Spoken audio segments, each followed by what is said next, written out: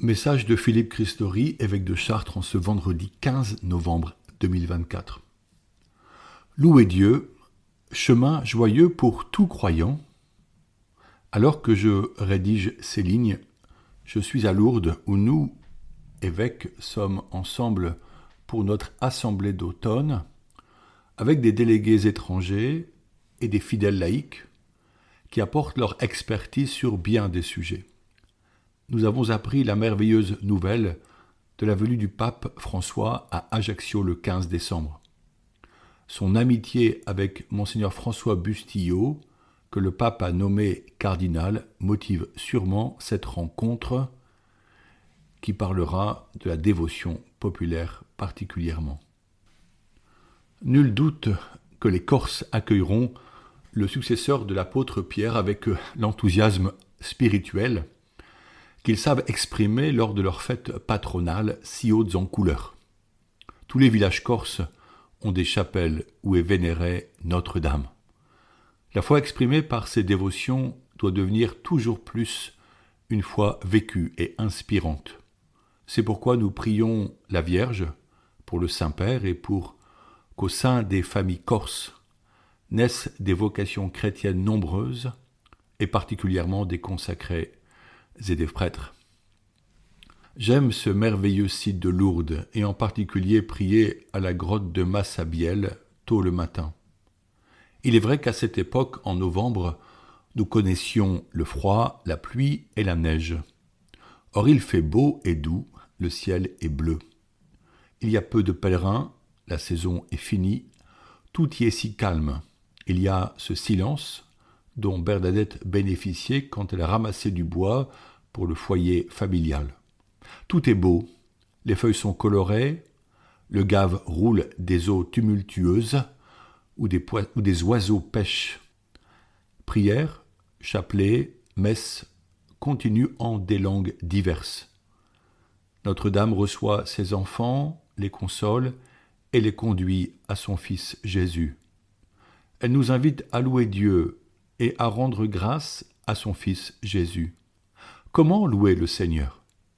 Les psaumes ont toujours été une source d'inspiration. Ils rythment les offices et la liturgie des heures dans tous les monastères et dans la vie spirituelle de beaucoup de fidèles laïcs. Ici, à Lourdes, m'est donné de méditer avec le psaume 33. Il est attribué à David, qui doit fuir le roi Saül, qui veut sa mort. David ne peut résister à l'armée royale. Surtout, il ne veut pas porter la main sur le roi, qui est oint par la volonté divine. Il doit trouver refuge ailleurs en attendant que Dieu le délivre. Sa vie ne tient qu'à un fil, et il met toute sa confiance en celui qu'il adore, le Dieu de ses pères. J'aimerais vous proposer ce psaume pour éclairer votre journée. Il s'ouvre par un appel à la louange, je le cite. « Je bénirai le Seigneur en tout temps, sa louange sans cesse à mes lèvres. Je me glorifierai dans le Seigneur, que les pauvres m'entendent et soient en fête. Magnifiez avec moi le Seigneur, exaltons tous ensemble son nom. » Fin du texte.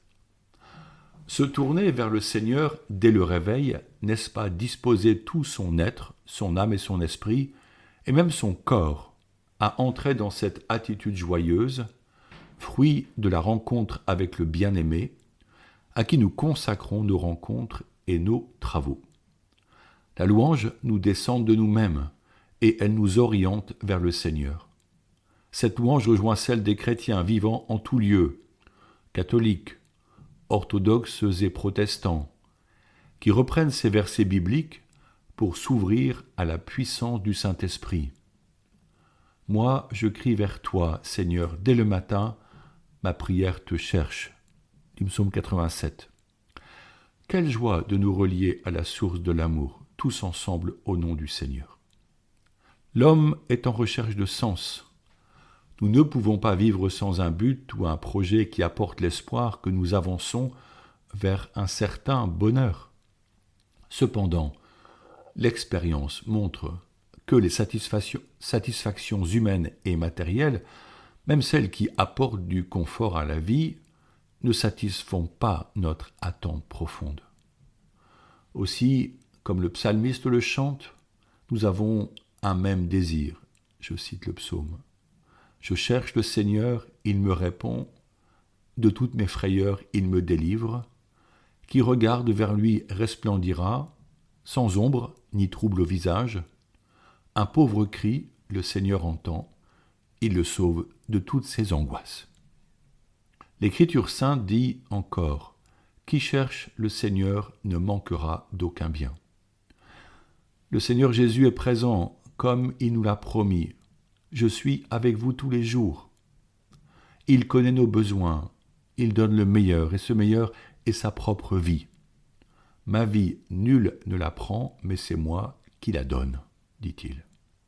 Mais qui est le Seigneur que le psalmiste désigne à l'époque du roi David ?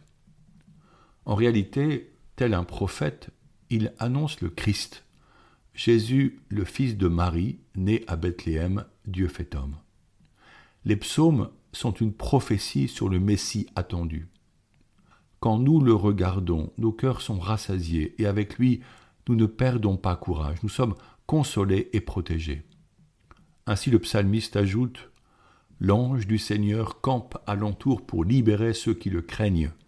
Goûtez et voyez, le Seigneur est bon, heureux qui trouve en lui son refuge. » Que craindre désormais si le Seigneur est avec nous ? Le verset suivant interpelle, je le cite, « Saint du Seigneur, adorez-le, rien ne manque à ceux qui le craignent. Des riches ont tout perdu, ils ont faim.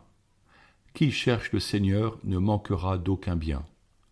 Venez mes fils, écoutez-moi, que je vous enseigne la crainte du Seigneur. » N'est-ce pas merveilleux d'être accompagné, de ne plus se sentir seul, de faire l'expérience de marcher en présence de Dieu. Jésus révèle qu'il est amour et que cet amour nous est destiné sans limite aucune. Maintenant, comprenons qui sont les saints dont parle le psalmiste. N'est-ce pas chacun de nous, fils et filles de Dieu, à qui est destinée la promesse ? Ne sommes-nous pas tous faits pour la sainteté ? Effectivement, chacun a vocation à vivre dans la lumière divine. Habités par le Saint-Esprit, nous portons en nous sa lumière, telles des lampes qui ne se cachent pas, mais sont posées sur le lampadaire afin d'éclairer la maisonnée. Bienheureux ceux qui mettent leur confiance en lui. Qui donc aime la vie et désire les jours où il verra le bonheur ? Dit encore le psaume. Oui, ô Seigneur, je te cherche, et je désire pour mes proches ce bonheur dont il est question ici. Conseille-nous, guide-nous sur le chemin de la vie, car si nous nous perdons, il y a trop de souffrance. Garde ta langue du mal et tes lèvres des paroles perfides. Évite le mal, fais ce qui est bien, poursuis la paix, recherche-la. Tout n'est-il pas dit ici ? Pourquoi, en notre société, devrions-nous être égarés en laissant le mal nous atteindre ? Cherchez le bien et la lumière, voici notre destinée. Dieu donne sa paix comme il l'a promis, non pas la paix du monde, qui est cet équilibre instable entre des forces opposées, mais bien la paix de l'âme quand tout est harmonieux. Car dit le psalmiste, le Seigneur regarde les justes, il écoute attentif à leurs cris, le Seigneur affronte les méchants pour effacer de la terre leur mémoire, le Seigneur entend ceux qui l'appellent, de toutes leurs angoisses il les délivre, il est proche du cœur brisé, il sauve l'esprit abattu, malheur sur malheur pour le juste, mais le Seigneur chaque fois le délivre. Il veille sur chacun de ses os, pas un ne sera brisé. Le mal tuera les méchants, ils seront châtiés d'avoir haï le juste. Le Seigneur rachètera ses serviteurs, pas de châtiment pour qui trouve en lui son refuge. Fin de citation. Oui, nous rencontrons parfois des méchants et nous sommes atteints par les angoisses. Mais nous sommes gardés du mauvais, nous avançons et sommes tendus vers le but en demeurant en Dieu, en attendant la vie éternelle.